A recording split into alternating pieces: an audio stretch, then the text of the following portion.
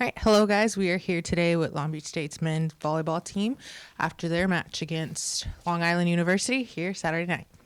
LB Nation, we love you, and thank you all being here. We love you very much as well. Thank you for doing the storytelling and bringing our Long Beach men's volleyball family along with you. For us, as you all know, tonight was the halftime response, playing two different opponents, and we executed. These two guys on the court in the lights led us, but we also flexed our depth. We played the 13 guys tonight out there, which was a big deal. You're able to see all the guys that have put in the hard work behind the scenes and bleed black and gold for Long Beach State men's volleyball, able to add value on the court. A little bit how this goes. 2 wins. We're 7-0 right now. We get to kind of take a breath for 24 hours. So we won't be with each other tomorrow.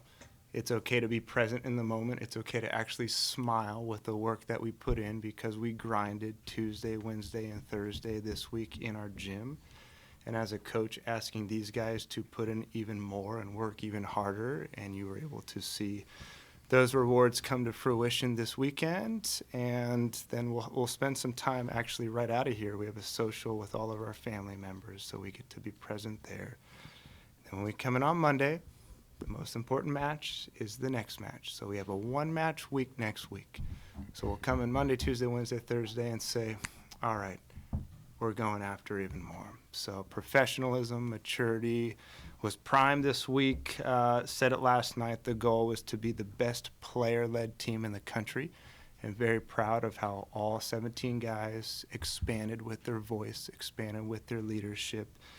And as a coach, I'm excited to continue to build this year's 2026 team alongside all our guys, and especially these two right here. First, congrats to the whole table on a successful second half of the back-to-back.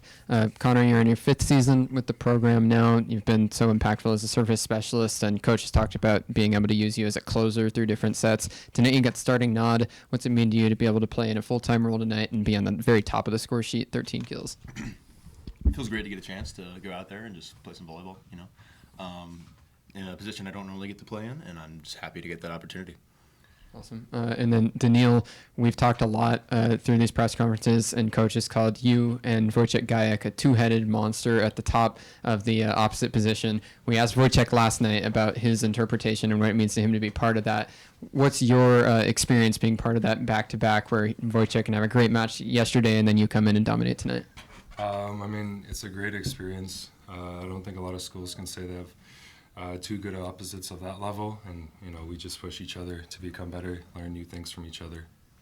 The biggest thing on my end, and I'll use both these guys as an example, the biggest thing as a coach is to ensure all the guys within our team culture are able to connect on and off the court. And then I get to be the one over time that has to put my name on something and make the decision. So Connor Bloom getting the start tonight, it wasn't random. It's because of the years of work and preparation that he's put in. And he's one of the greatest leaders, and he's a captain for us as well. So it wasn't just random, here you go, Connor. He put in the work, and it's a beautiful life example of saying, I'm willing to put in all the work. I don't always have that guarantee. And then when the name is called, he absolutely flourishes. And then for Daniil, and both these guys are going to go play professional volleyball, but for Daniil, having that competition with Wojciech, and I was talking, and I haven't necessarily told you this yet, we were talking as a staff this week, like it is so valuable for when you do go play professionally. You're actually getting the dry run at it right now, and you're going to flourish even more when you are in those gyms, and it is so valuable to when you are, you're already with your senior national team, but it's going to help you with your senior national team and go be a future Olympian as well. So I'm very grateful to be part of this with them, yeah. Daniil, Coach talked about the 13 men on the floor tonight, but you're one of the more consistent presences. How do you adjust, and how can you speak about the on-court chemistry between all 13 guys who stepped on the floor tonight? We practice a bunch, and we practice with a lot of lineups, so it doesn't really change who comes in. We already know how to play with each other, so we're just glad to show it today. And then Connor, service specialist role more so last year, moving more into the offense. How has that transition been after years and years of hard work, as Coach has talked about? It's been good. like Daniel said, we always get reps like that in different positions in practice. I'm able to, fortunately, be able to play outside in practice a lot, and so it's comfortable and comes natural to me when I am able to get my opportunity.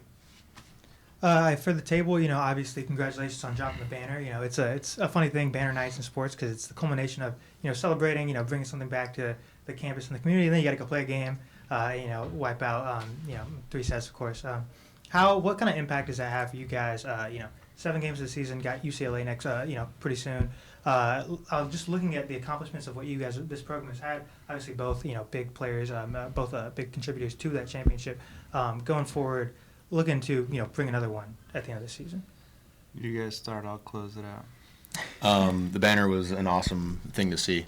It's just we did most of our celebrating back in May, but it's good to see the university honor our achievements like that, and the reoccurring reminders they give us that in the ways that they honor us. I mean, yeah, it's a milestone, but now we got to move forward, and we've done it before, and we're aiming to do it again. So. Mm-hmm. Nights like this really, it's special for those that aren't a part of this program anymore, like for the guys that have graduated or gone and played pro who are able to come back. It was awesome for Alan to come back, and we'll have another couple events for him this season, and it's incredible for our alumni and our Long Beach legends to come back and be a part of it. And then the Long Beach community, like when we get to hang banners, of course, we're living it live time of next match is the most important. We're on this quest to do even more, and we're not even looking 2 weeks ahead. We're looking the next day ahead, so we're still regimented with how our lens is there, but knowing it is so very important for the entire Long Beach community to be a part of, so we're just honored that we get to continue to have the opportunity to bring these amazing events to our community and university. And then, on a night celebrating something like that, you ended with Jackson, 3, I think it was 3 aces towards the end, had 2 kills earlier when it was tied. You have, it's obviously a big celebration for everyone and all the work that's put in, but you also have guys who are getting their first opportunities playing, who are looking at, this is what we did last year, this is something that now I'm a part of.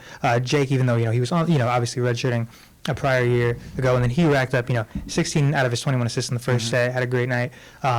What kind of impact do you think the success of this program and the culture of this program within the campus community has that on, new players who are now looking to make their mark in bringing back maybe a 5th national title? It's the greatest family to be a part of, and I've only been here at Long Beach State. You can talk about positive pressure. Pressure's the greatest privilege. Everyone who's here within our Long Beach family, they're a top 10%er before they get here, and they're working towards even more when they are within us. They've got incredibly high aspirations and goals, and they're willing to put in massive amounts of work that has no guarantees. So when the freshmen get to go through it, I mean, for me, I like to think we have a pretty good support system and infrastructure set up, but primarily it goes through our seniors or juniors who've been through those experiences. They're the ones that get to help bring others along with them, and that's where the two things are for these guys: keep leaving this program better than they found it, and then bring others along with them. So all the pressure is just not on these first-time guys to go out and lead the way. They just have to do their job every step, and that's more than good enough. Daniil, it's been kind of a heck of a ride from last year to this year, not starting, the injury, now splitting kind of a job with Woj. What do you have to do mentally to kind of stay prepared for all these kind of unique situations?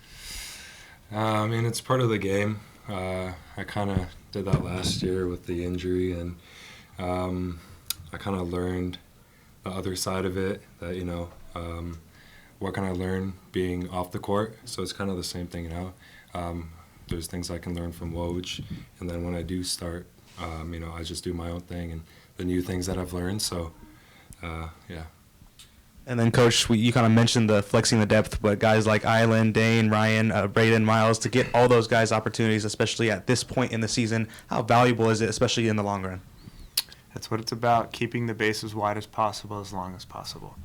And we had a 2-match week. And you can look at, there's 2 different perspectives, and this is just the coaching lens. I'm not the ones walking through it from the player standpoint, so it's known, okay, can some of my guys walk away from this weekend if they've only played 1 match, so they're going to be as fresh as possible mentally and physically going into a 1-match week next week? And then for the guys that are getting opportunities, it's to show ultimate trust. If they've put in the work, and absolutely they get a chance to show the entire world, because that's part of it too. So that's what I got. You got a high-ranked opponent coming up in Pepperdine. What are you guys doing to prepare for kind of that step up and that notch up with an opponent of that caliber? We're going to be us, and we're going to come in and we're going to do the exact same thing we do every Monday, and then Tuesday, and then Wednesday, and then Thursday, and then it'll be game day. But we got 4 really good days together to continue to get better on our side of the net.